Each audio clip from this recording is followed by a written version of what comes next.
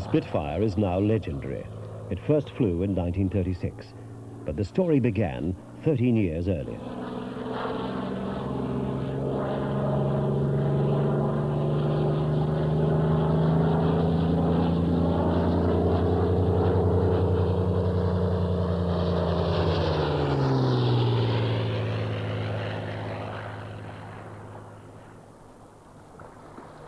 In 1923, the Supermarine Company of Southampton prepared their Sea Lion 3 for the Schneider Trophy contest. It was designed by the 28-year-old chief designer, R.J. Mitchell. The flying boat was powered by a Napier Lion engine of 550 horsepower. The Sea Lion 3 was not new, but a revised version of the aircraft which had won the race in Naples the year before at 145 miles per hour.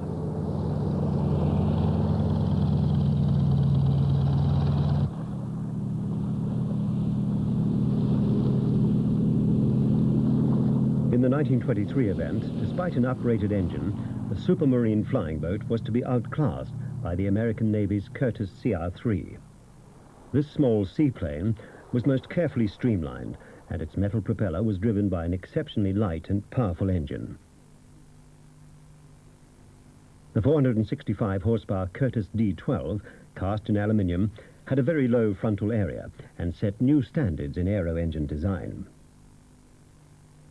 Mitchell's answer was the S-4 cantilever monoplane, one of the most beautiful aircraft yet built, and one which bore a distinct family likeness to its most famous descendant. On a test flight in 1925, Henri Biard took the S-4 up to 226 miles per hour, more than enough to win the trophy back, but the day before the race it crashed, possibly due to wing flutter. For the 1927 race, Supermarine built a smaller and tougher aircraft, the S-5. A more powerful Lion engine with smaller frontal area was fitted. The fuselage and floats were largely metal, with wooden, low-mounted wings, wire-braced to prevent a repetition of the earlier mishap. The 1927 Schneider race in Venice was won by the S-5 at a record 281 miles per hour. The pilot was Flight Lieutenant Webster, the RAF having begun to recognize the importance of the contest. But the Napier Lion engine was at the end of its development. So Mitchell went to Henry Royce, who promised him an engine of at least 1,800 horsepower. Rolls-Royce was then producing a V-12 called the Buzzard, a rather unsuccessful 36-litre engine which only produced 825 horsepower. The task facing A.J. Rowledge, the engineer responsible, was simply expressed. He had to more than double the power output. Every moving part of the Buzzard had to be revised and strengthened to withstand the enormously increased stresses.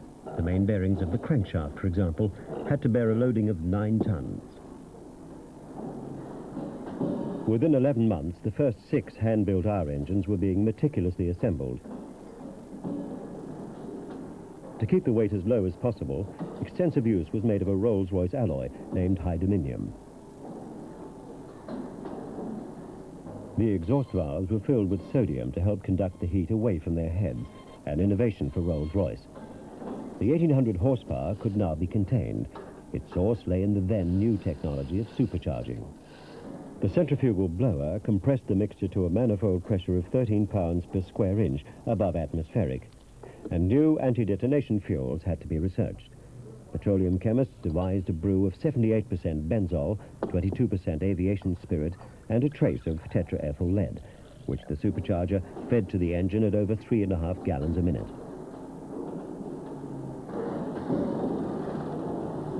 By careful attention to the crankcase and valve covers, the R engine had a remarkably low frontal area for a 36-litre V12.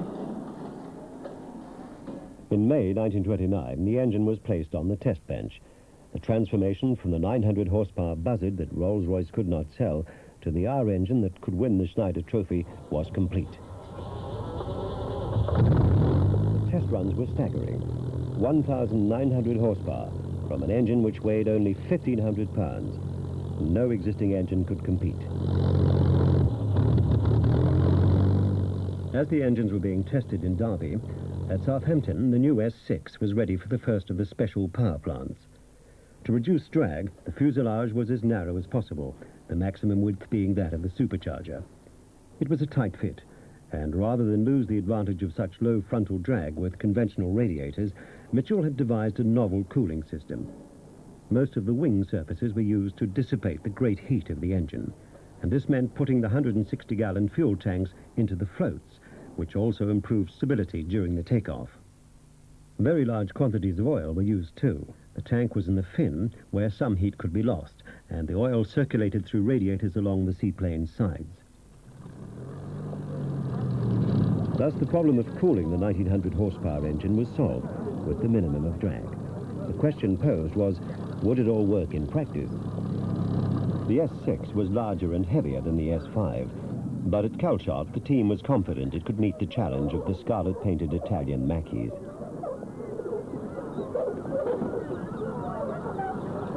The S6 was by far the most efficient seaplane yet built. It was also the most advanced, being of stressed skin construction.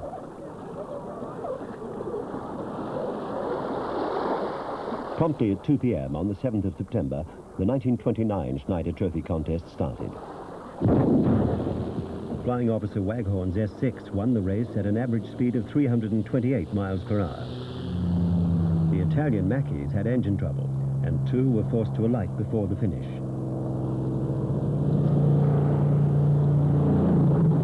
Two years later, the uprated S6B became the first aircraft in the world to exceed 400 miles per hour in level flight. It won the Schneider Trophy outright for Britain. In the early 30s, more importance was attached to maneuverability than to sheer speed, and the Bristol Bulldogs of 43 Squadron, based here at Northolt and part of London's air defences, could do no more than 174 miles per hour. The S6B touched down at 110, yet the Bulldog was to remain a front-line RAF fighter until 1936. There were some immediate advances from the experience gained during the trophy races. The air-cooled Bristol Jupiter Radial, powering the Bulldog, used a supercharger developed for the 1927 race, and alloy heads were fitted. It was clear, too, that higher octane fuels would soon be needed. The Bristol Bulldog, though it had a metal structure, was a wire-braced, fabric-covered biplane, only 42 miles per hour faster than the SE-5A that had fought over the trenches in 1918. This aircraft was one of a batch of 17 two-seaters used to convert pilots to the type. But by 1933, the squadrons had started to re-equip with the slim, powerful, liquid-cooled inline engines, which became almost standard for RAF fighters.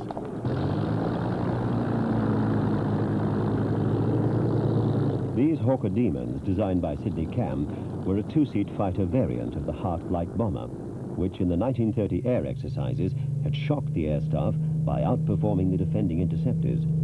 Both types used the 550 horsepower Rolls-Royce Kestrel V12, which had a good deal in common with the R-type. These are 15 Squadron's Hearts in 1935. Now only the disappointing Goshawk lay between Rolls-Royce and the best piston engine they ever built. Goshawk and Kestrel were both tested in Cam's 200-mile-an-hour Fury. Only the Kestrel worked well. Nevertheless, Supermarine designed the 224 fighter around the Goshawk, believing that the problems of the more powerful engine could be solved. Mitchell was now convinced that the future lay with monoplanes. Unfortunately, in competition with 5 different biplanes, Supermarine's all-metal monoplane performed badly. The wing and undercarriage fairings housed a complicated pressurized engine cooling system to avoid the drag of external radiators, but it failed to cool the 600 horsepower Goshawk, and the project was abandoned. For the last time, the rugged reliability of the radial engine biplane won the day. The Gloucester Gladiator, though a delight to fly, hardly reflected the technical advances made with the S6 at the beginning of the decade, although it impressed the public at air displays.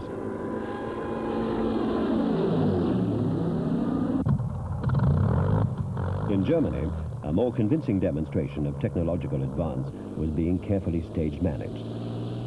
In March 1939, a Heinkel 100 with specially prepared Daimler-Benz engine took off from Oranienburg to attack the world speed record. The small plane flashed round the course and lands after the attempt. its 23-year-old pilot, Hans Dieterle, being certain he'd broken the record. He had, at over 463 miles per hour. Despite the record and celebrations, the Heinkel didn't go into production for political reasons, but it represented all the lessons of a decade of progress. To meet the growing challenge of the Luftwaffe, 3 new monoplane fighters were ordered for the RAF. The first, but not quite the most famous, was the Hawker Hurricane, powered by the new Rolls-Royce PV-12. The prototype first flew in 1935. The Bolt & Paul Defiant was the second of the new fighters. It was an updated 2-seater with a power-operated 4-gun turret. In early 1940, it was highly successful, being often mistaken for a Hurricane. But it had no forward armament, and once German pilots realized this, its loss rate would become unacceptable.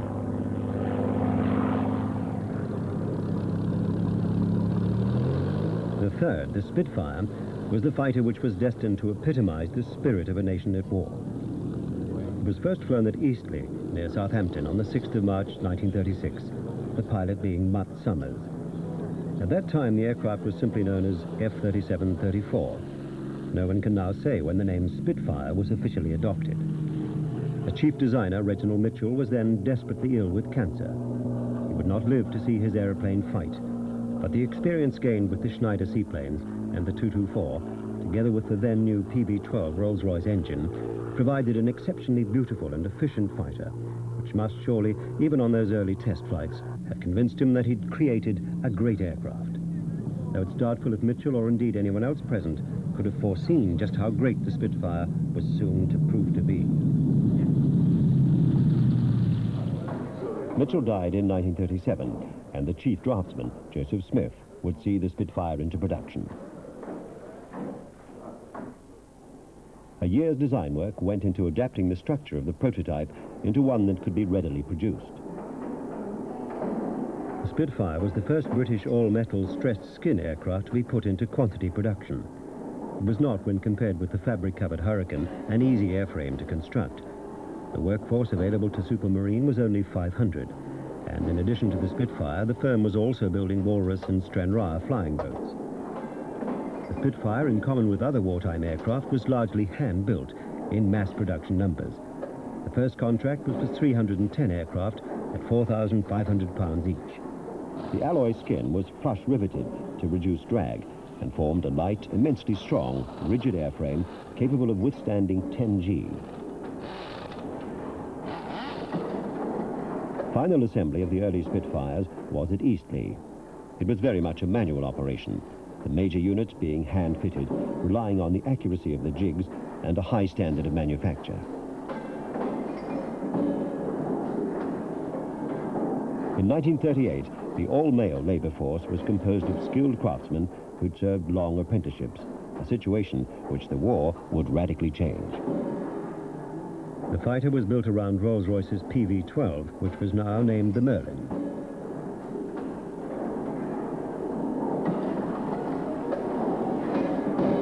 The assembly is inspected, the systems checked, and as one Spitfire is completed, another starts on the line.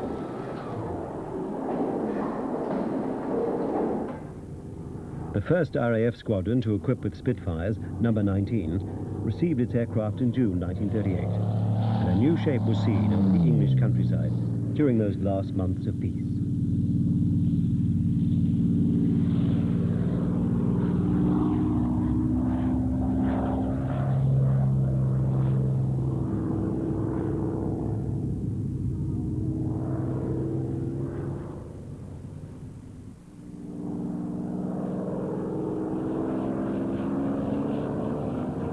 By the time war had broken out in September 1939, 9 RAF fighter squadrons were flying Spitfires, and as they sped overhead, small boys could look up and confidently say, "It's a Spit." In early 1940, to train its airmen, the RAF made a film of the Spitfire's daily inspection routine, which fortunately has survived. A Mark I taxis in. The pilot's visibility from a Spitfire on the ground is severely limited by the engine. The airmen are required to guide the machine as it approaches the hangars and other parked aircraft.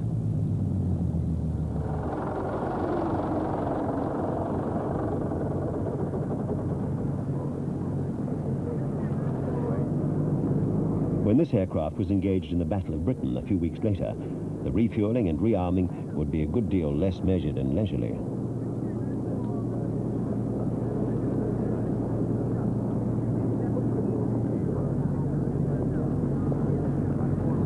After topping up the 84-gallon fuel tanks, the Spitfire is manhandled into a hangar. In 1940, operational fighters would have been serviced on the airfield, only going into the hangars for major work. A number of skilled tradesmen are needed, even for a daily inspection. They're all RAF servicemen, and at this early stage of the war, probably regulars who'd been trained on biplanes. An airframe rigger tests the wheel brakes, which are operated by compressed air at 200 pounds per square inch. The fabric-covered tail control surfaces, the rudder and elevators, which the rigger tests for full, free and correct movement. The ailerons, too, are checked. It was not unknown for these vital controls to be connected in reverse after major overhaul. The rigger is operating the elevator trim wheel. This secondary flight control moves small trim tabs on the elevator, which enable the pilot to adjust for hands-off flight, compensating for nose or tail heaviness as the power changes. The rudder bar is moved to the limit of its travel and the bias is checked.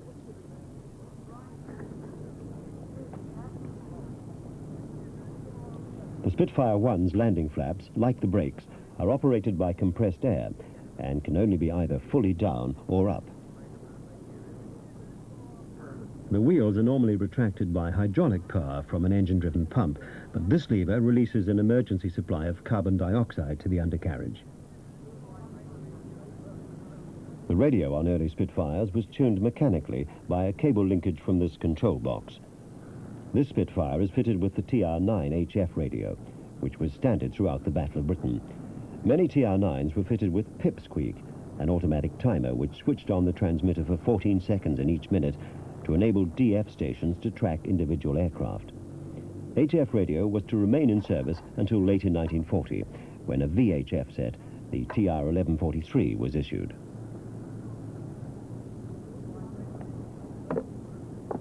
The next tradesman to appear is the instrument mechanic. A pilot's life depended on his instruments. The mechanic adjusts the zero of the Spitfire's rate of climb indicator. Although calibrated to 4,000 feet per minute, Spitfire 1's best climb was 2,500 feet per minute. The altimeter is set to QFE, the local barometric pressure, to read zero on that airfield on that day. The central standard blind flying panel, common to all RAF aircraft, is mounted on anti-vibration springs. The undercarriage warning horn is tested. This blows automatically if aircraft attempt to land with wheels up. The ethylene glycol coolant tank is checked, as is the pilot's oxygen supply, the total oxygen and rate of supply being constantly metered.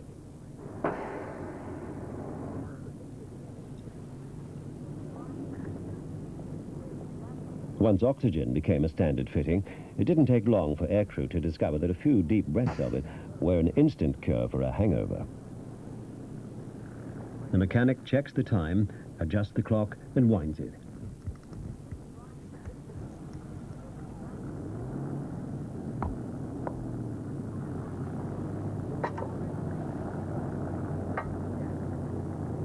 The 5.8-gallon oil tank is topped up. Another airman cleans and checks the undercarriage well.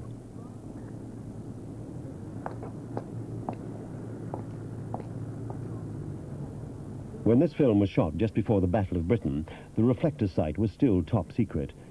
The instrument mechanic tests the brightness control of the internal lamp on which the sight depended. 3 spare bulbs are carried in the cockpit. The Spitfire 1 had a control to enable the pilot to lower landing lights fitted under each wing. These powerful lights could also be moved up and down by the pilot. This refinement disappeared on later marks, since Spitfires proved unsuitable for night fighting.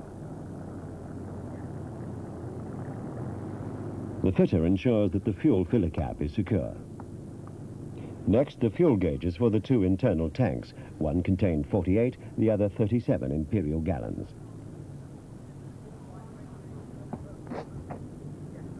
The airman then checks and cleans the engine radiator intake. In the cockpit, an airframe rigger operates the shutter which controls the radiator temperature. The Form 700 is signed. The daily inspection is complete.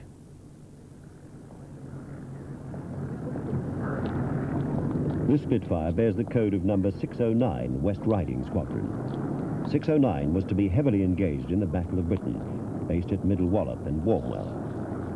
This unique film was shot in early June 1940 at number 6 Maintenance Unit, Rise Norton. The Spitfire is pushed past a parked Miles Master trainer and an early Hurricane onto the large grass airfield.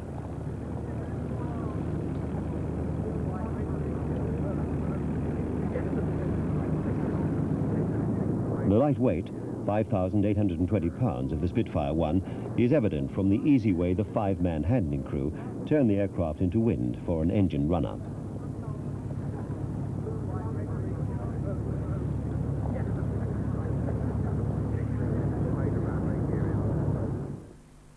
The Spitfire required 2,400 rounds of 303-inch ammunition for its 8 Browning guns. Belts are made up with either armor-piercing, incendiary or ball ammunition. The last 25 rounds were usually tracer to warn the pilot he was running out. Each gun had a 300-round belt, which was loaded into a box magazine. As soon as the fighters landed after action, as soon as the propellers stopped turning, the ground crews were at work. While the aircraft refueled, beneath the wings, the armorers are removing the spent magazines from their stowage. Then they clean the barrels with the traditional 4 by 2-inch patch of flannelette, leaving the guns clean, bright, and slightly oiled. The oxygen bottles, too, are changed by the armorers. Fresh 300-round ammunition magazines are brought to the aircraft. Using a length of webbing, the belts are fed through the gun breeches. This simple device enabled the armorers to rearm a Spitfire in less than 10 minutes, instead of the original 20, since they no longer had to remove the 8 access panels on the upper surfaces of the wings. The guns are cocked and the access panels replaced using the patent fastening.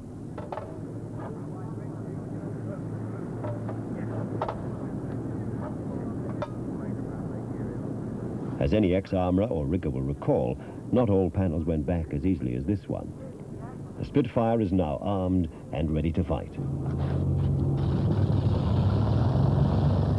August the 13th, 1940, was, to the Germans, the start of Arbe-Angriffen, Eagle Attack. The British recognized the same date as the start of the Battle of Britain.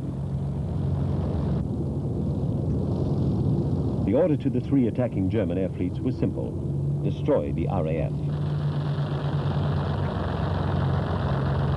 As the Ju-88s took off to attack Portsmouth Harbour, RAF airfields and the radar stations, the Luftwaffe High Command confidently expected the battle to end in a total German victory within 2 weeks at the outside.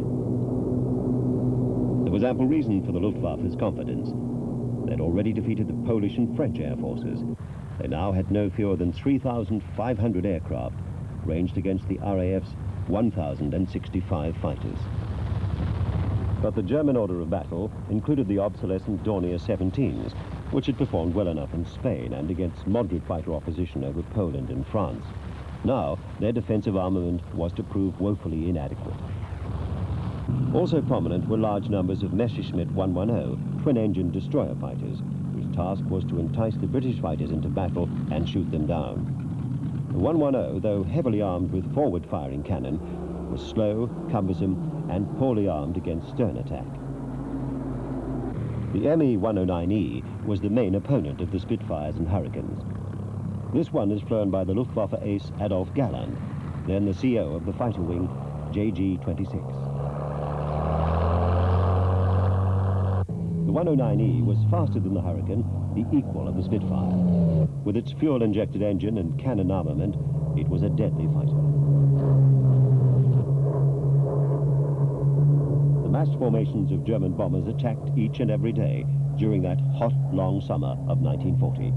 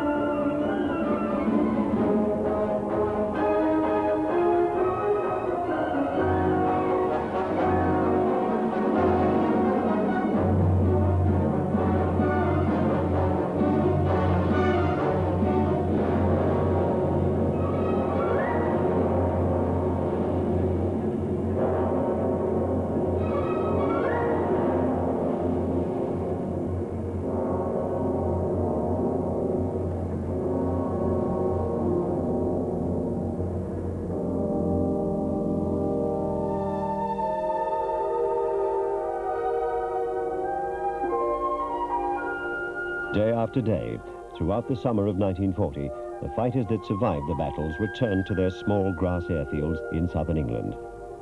By the end of October, it was clear that the RAF had, by the narrowest of margins, contained the greatest air force the world had yet seen. Fewer than 1,000 young RAF pilots had fought the battle.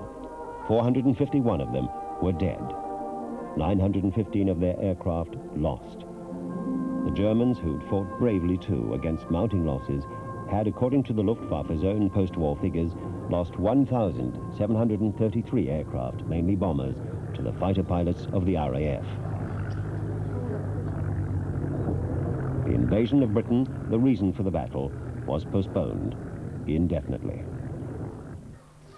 The public responded to the victory by contributing to Spitfire funds. Children collected fruit to sell and the pennies, shillings and pounds mounted. The price of a Spitfire had been fixed at £5,000. Actually, they then cost nearly twice that figure. But in the first 2 months of 1941 alone, £10 million had been donated. By the war's end, some 900 Spitfires had been presented. On the 26th of September, the supermarine factories at Woolston and Itchen were bombed. Though the buildings were destroyed, the vital machine tools were still intact. Immediately, production was dispersed into the surrounding area, into sheds, garages and laundries, some turning out small components, others complete aircraft. So successful was the dispersal that probably fewer than 90 Spitfires were lost as a result of the bombing. Mass production by semi-skilled workers was previously unknown in the aircraft industry, but now men from the motor industry and women, some of whom had never worked in factories before, were drafted into the vast new aeroplane works which Morris Motors built at Castle Bromwich. The new labour force concentrated on making basic components, while Vickers management transferred skilled supermarine men to tackle the operations which could not be adapted to motor industry methods and to train the new workers. Castle Bromwich built all the 920 Mark IIs and over 5,000 Mark IXs, eventually producing nearly 12,000 Spitfires of all marks between January 1940 and the end of the war, mostly with locally recruited and trained labour.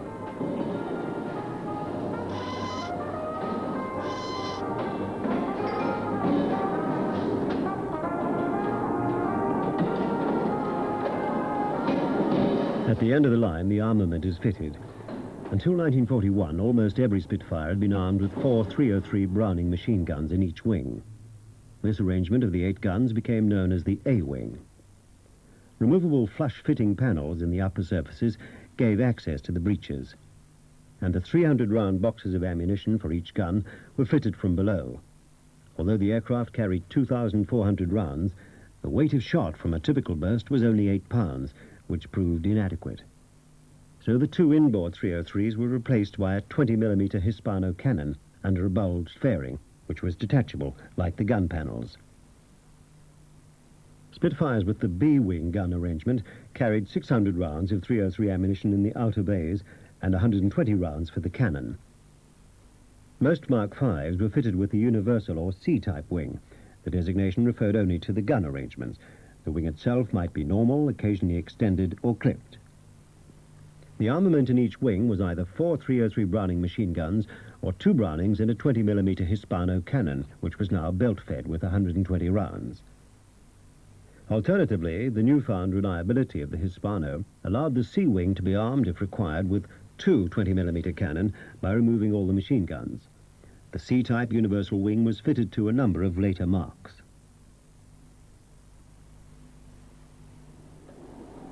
The Mark V, which the factories were turning out in large numbers by the beginning of 1941, was the first major revision of the original design. Basically, it was a Mark I, strengthened to withstand the greater power of the Rolls-Royce Merlin 45. It was faster than the Mark I and could fly to 38,000 feet.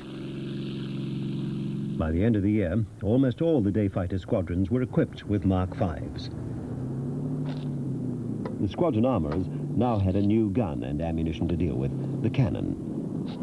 The heavier ammunition is loaded into 60-round drum magazines, 1 per gun. Each shell is checked and carefully inserted.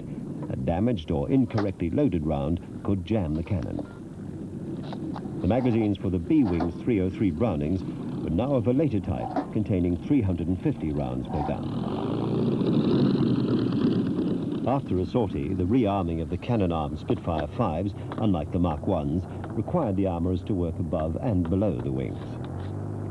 First, the access panels over the 303 Brownings are removed and the breeches examined. This one is in the forward position, which indicates that this gun has run out of ammunition. The second armourer removes the underwing panels for access to the magazine. The blister covering the cannon breech is removed.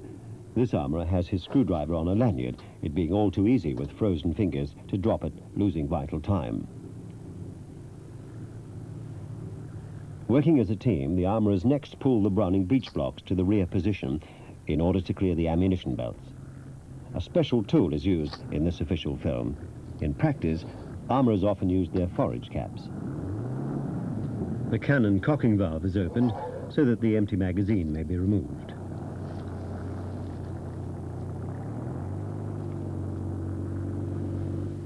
Another magazine is changed, that of the G42 16mm cine gun camera, which automatically filmed when the guns were fired. After combat, the film was studied to check claimed kills. The larger bore of the cannon needed 8 sections of the famous 4x2 flannelette on the pull-through. Breeches and ammunition feeds are all cleaned and lightly oiled.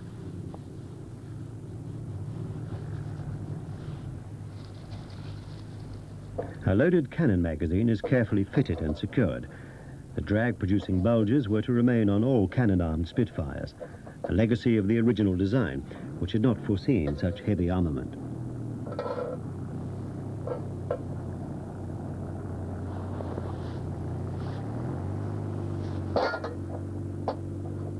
The 303s have been rearmed and the panels are replaced.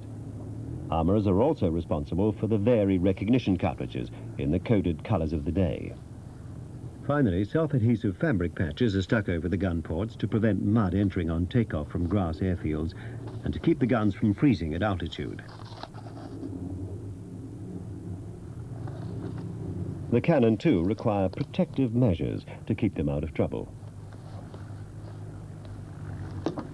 The bulletproof windscreen and the reflector sight are polished and checked. A fighter pilot had to be a first-class shot, but first he had to judge the range of the enemy. The reflector gun sight was designed to help him do so, for when an aircraft the size of an Me-109 filled the ring, it was 100 yards away. When it appeared equal to half the diameter, it was 200 yards away. Knowing the sizes of the other German types, the pilot could quickly judge their ranges. He estimated the span of the target and turned a knurled wheel to that setting. He then adjusted a second knob to the estimated range.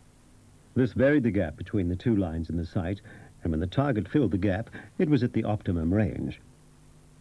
Although the bullets left the guns at over twice the speed of sound, this velocity rapidly dropped off. And because the guns vibrated a little as they fired, the bullets spread out into a cone-shaped pattern.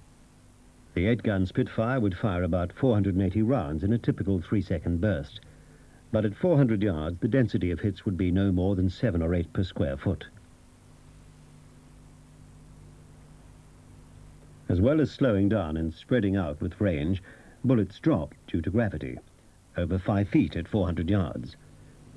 So the armourers carefully adjusted the guns and the reflector sight so that they harmonized, and the cones of fire would converge, usually about 250 yards ahead. Careful pilots checked their work. An enemy fighter flying at 300 miles an hour traveled 36 yards in the quarter of a second it took for the 303 bullets to reach it. In a beam attack, the pilot would have to aim 36 yards in front of the target to hit him. But more usually, the angle between the two aircraft was much less than 90 degrees, and the ability to make the instinctive judgment of this angle and the target speed was one of the main factors separating the aces from the others. Enders practice with charts like this familiarized inexperienced pilots with the appearance of German aircraft at different angles and from all likely attacking positions. The Spitfire pilot maneuvered his aircraft so that targets 20 degrees off just touched the ring and were pointing towards the dot on which the guns were directed.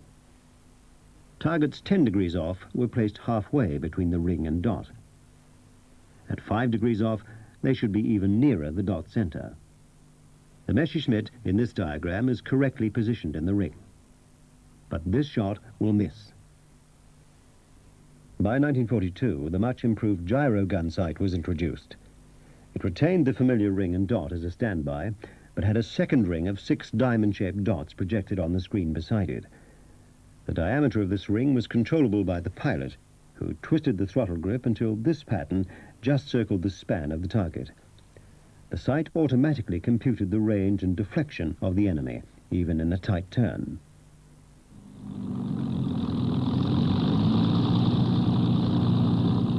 By mid-1941, having secured air superiority at home, RAF Fighter Command was able to go on to the offensive. Blenheim night bombers were briefed to attack targets in northern Europe, the object being to draw the German fighters into battle with the Spitfire escorts. The Spitfire had been designed as a short-range interceptor fighter, carrying all its fuel internally. As it became necessary for them to operate further and further from their bases, 30-gallon slipper tanks were fitted, which were jettisoned when the enemy was sighted. As the formation approached the enemy coast, German radar would scramble the Me-109s. To oppose the new Spitfires, a new Messerschmitt, the 109F. It was armed with a single 20mm Mauser cannon, firing through the air-screw spinner, and twin MG-17 machine guns, synchronized to fire through the propeller arc. As soon as enemy fighters were sighted, the bomber escorts turned to attack, while other Spitfires dived on the German fighters. The 109F and the Spitfire 5 were well matched. However, sheer weight of numbers enabled the Spitfires to shoot down a number of 109s. But about to make its entrance was one of the great fighters of the Second World War, the Focke-Wulf 190. Powered by a 14-cylinder BMW radial engine of 1,440 horsepower, the FW-190 had a maximum speed of 408 miles per hour.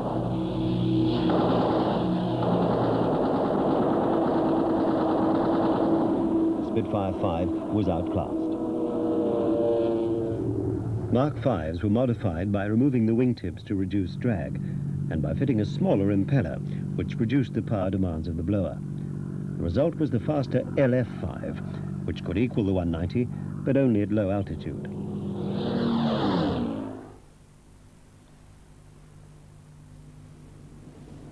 At Rolls-Royce, it was appreciated that the low-flying Spitfire was only an interim measure. But as before, Rolls had developed an engine which was to provide a more lasting solution.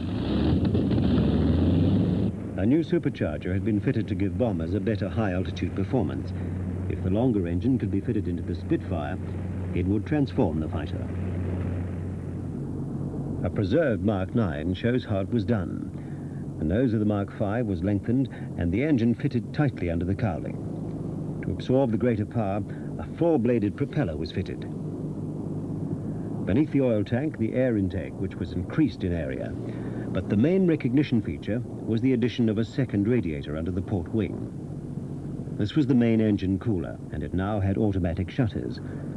The other radiator was connected to a heat exchanger on top of the engine, which cooled the highly compressed petrol-air mixture.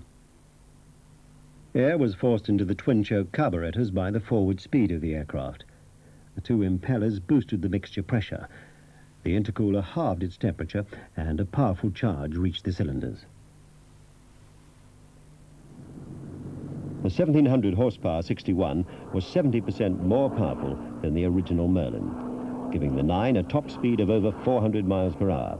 Yet, it was still unmistakably Mitchell Spitfire. The Mark 9 Spitfire was the first to be fitted with a new gun arrangement, known as the E-wing. In the outer bay was fitted a 20mm Hispano, and beside it was a new, heavier caliber .5-inch Browning machine gun. Both were belt-fed, and a total of about 740 rounds was carried. In May 1942, the RAF captured an airworthy FW-190A. Experts minutely examined the German aircraft. It was then extensively flown against a Spitfire 9 in mock combat, the conclusion being that the 2 fighters were evenly matched, an opinion that was to be borne out in actual combat.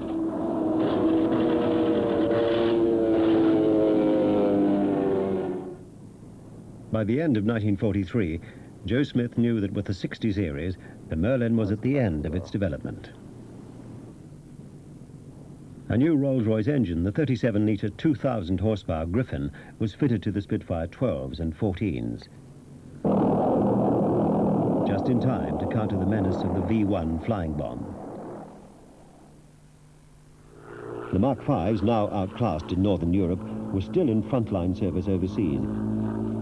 To ferry aircraft to distant commands, drop tanks of either 90 or 170-gallon capacity were fitted. 367 Spitfires were flown from carriers 800 miles to the besieged island of Malta. In North Africa, Sicily and Italy, as the Allied armies advanced, Spitfire 5s fitted with tropical air filters flew constant sorties to support the armies on the ground. Although the large air filter reduced their performance slightly, without them engines would have been worn out in a matter of hours. The Spitfire 5 was the first Mark to be capable of carrying bombs, up to 500 pounds.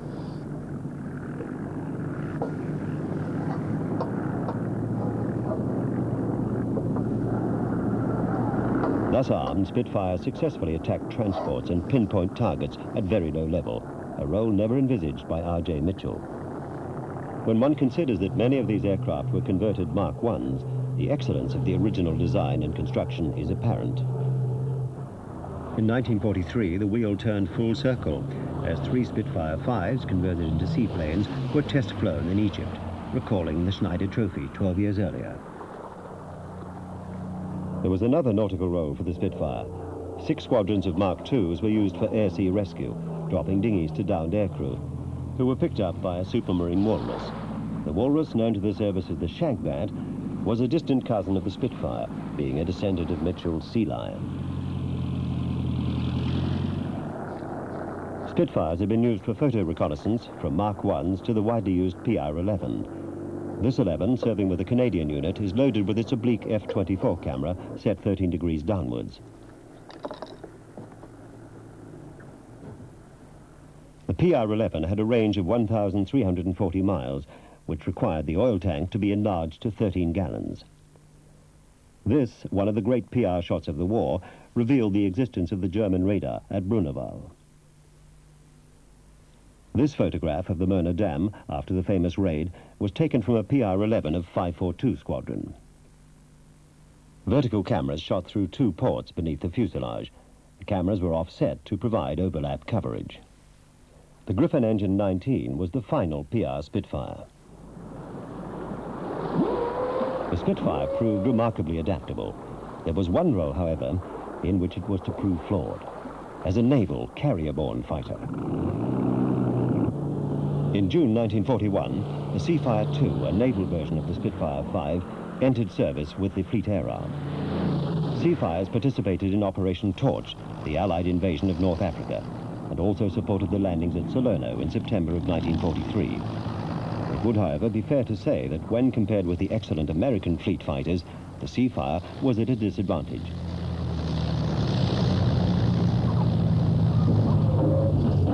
It was a land-plane derivative, and its frail, narrow-track undercarriage and poor visibility on the approach rendered it distinctly tricky to operate from carriers.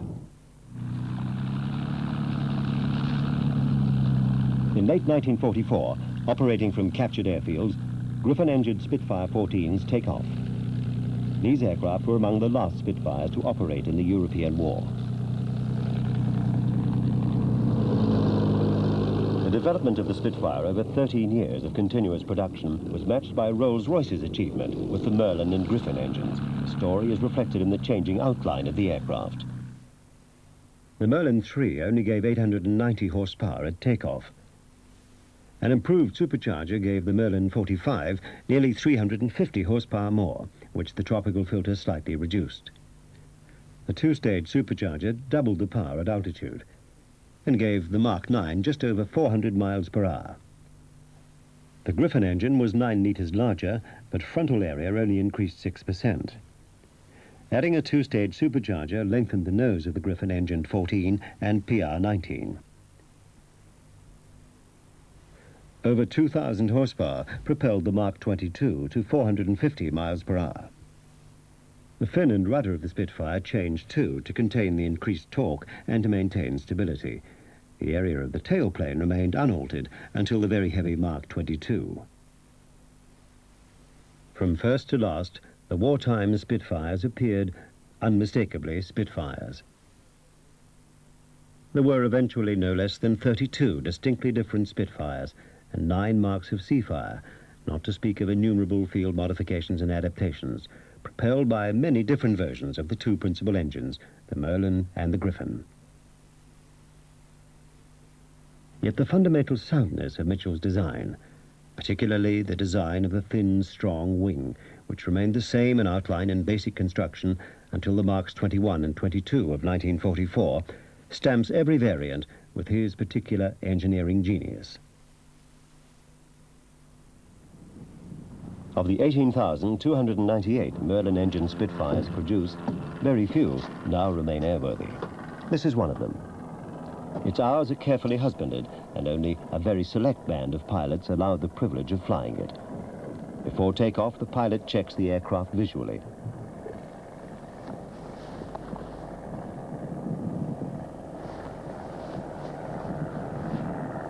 The creep marks are in line, no cuts on the tires.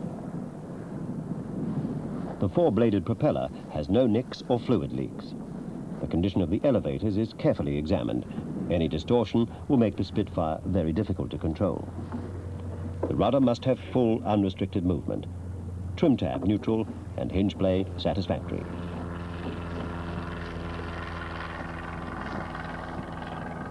The radio hatch is secure. The aircraft appears to be airworthy. The pilot climbs into the cockpit. It is narrow, and pilots really require the assistance of a fitter to sort out the standard RAF harness. The seats adjusted to give maximum visibility and clearance for the hood, should it have to be jettisoned. The parachute harness is snapped into the quick release box. As in wartime fighters, the pilot sits on the parachute pack, which forms an exceedingly unyielding cushion.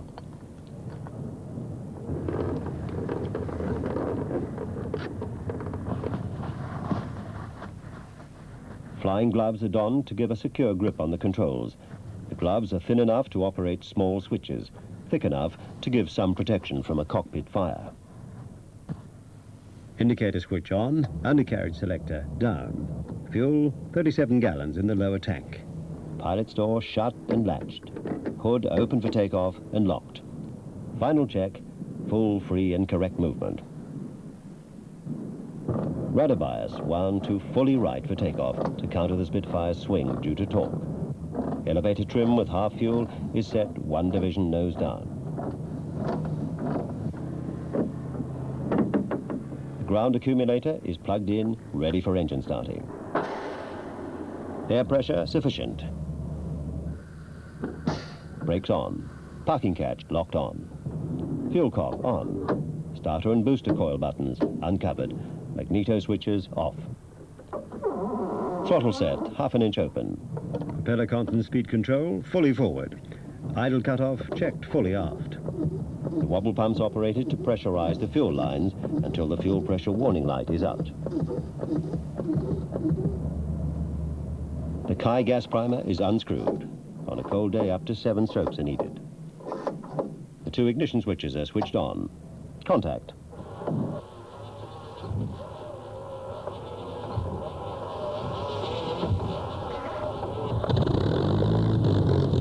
Magnetos both checked live. Oil pressure rising, fuel pressure warning light off. Run up engine slowly, stick hard back or the aircraft could nose over. Engine run up to 0 boost, exercising propeller constant speed unit. Check for magneto drop, engine run up satisfactory. Pressures and temperatures okay. Call tower for takeoff clearance.